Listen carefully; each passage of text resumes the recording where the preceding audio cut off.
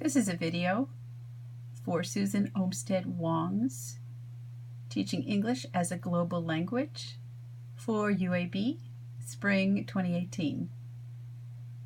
I came across this live example and I thought it was really great to explain how English as an international language or how global Englishes work.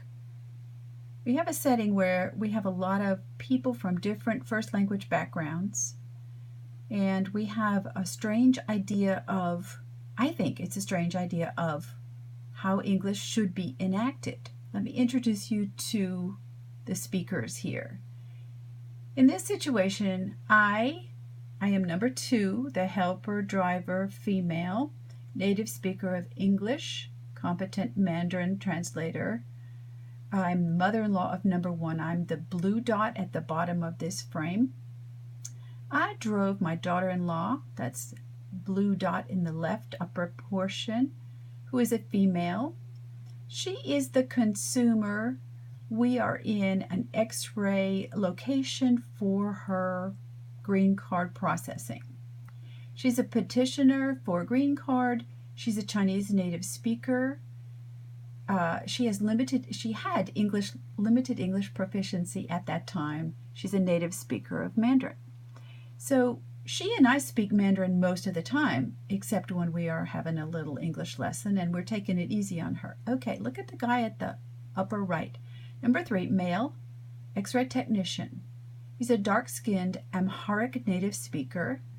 He speaks English as a second language, and he's an X-ray tech, maybe middle age. So he doesn't speak Mandarin.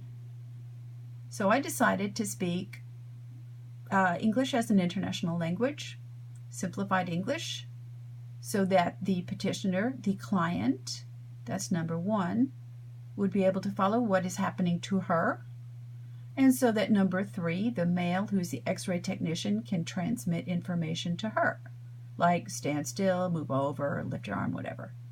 So the green is the communication zone. To me, it is a sacred space where we have to have a shared language. If she and I went on and on in fast Mandarin, he would be excluded. If he and I went on and on in fast-paced English, she'd be excluded. So I took what I thought was control of this situation, and I spoke very clear English.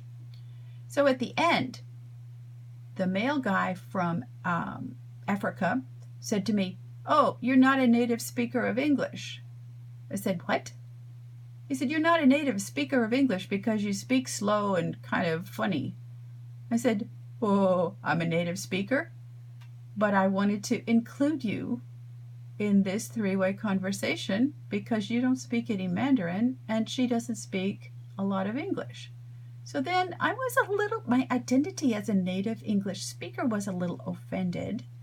So I picked up my pace and I spoke New York English, fast-paced English, kind of to prove to him I was a native speaker. And I thought, what's this all about? To me, this is an encapsulated form of what's going on with English as an international language, identity issues, and how do we come to the sacred space of speaking something that everyone can understand. So that's my start for the semester. Make a comment about this. Thanks.